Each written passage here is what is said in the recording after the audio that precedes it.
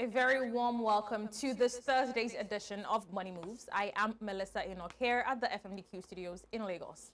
All right, let's tee up with your news now. President Cyril Ramaphosa delivered the keynote address at the closing of the Business 20 South Africa Summit in Sandton ahead of the G20 Leaders Summit.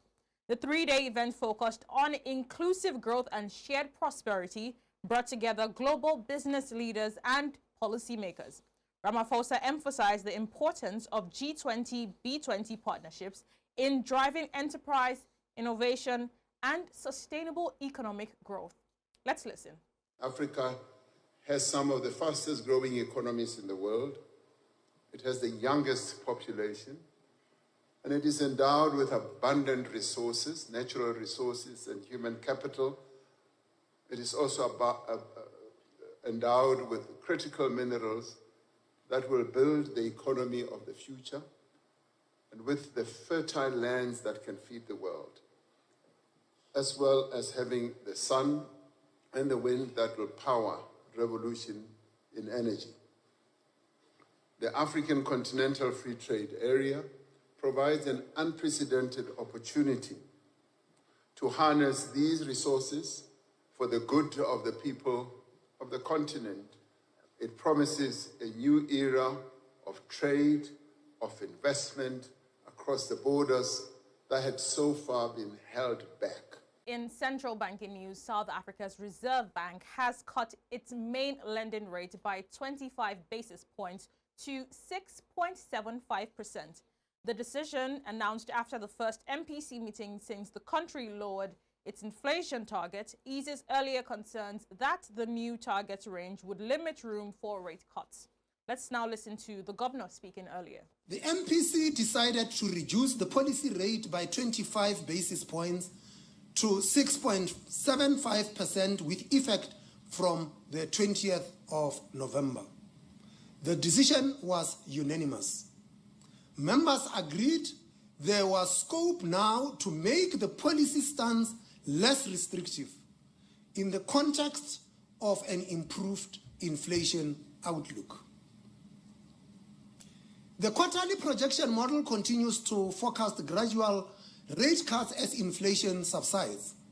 As before, this rate path remains a broad policy guide. Our decisions will continue to be taken on a meeting-by-meeting basis with careful attention to the outlook, data outcomes, and the balance of risks to the forecast. In Ethiopia, Ethiopia Investment Holdings has signed an MOU with Rusal, one of the world's largest low-carbon aluminium producers, to advance plans for a large-scale aluminium smelter in Ethiopia. The proposed plant will have a capacity of 500,000 metric tons per year, positioning Ethiopia as a key regional and global supplier while reducing foreign exchange spent on aluminium imports and supporting local industrial growth.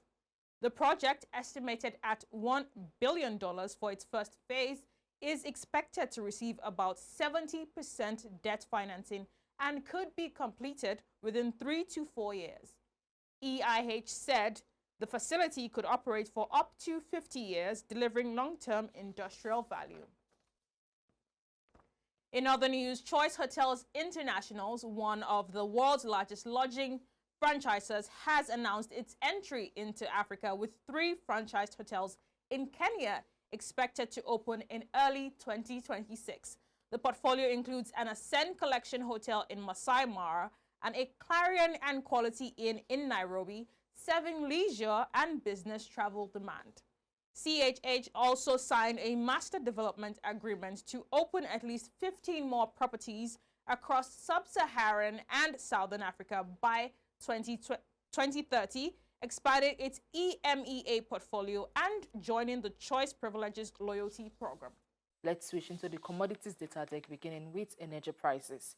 Brent crude rose 1.05% to $64.18, while US WTI gained 0.99% to $60.03.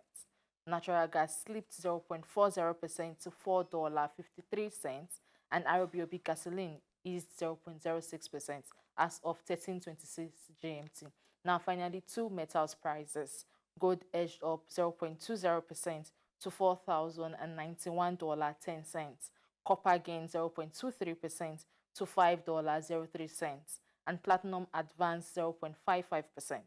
Aluminium rose 0.05% and iron ore slipped 0.05%, trading at $104.26 in Wednesday's session as of 13:27 GMT. Grace, thank you very much for those market updates. And that's it on today's edition of Money Moves. From all of us here at the FMDQ studios, we say thank you very much for watching and bye for now.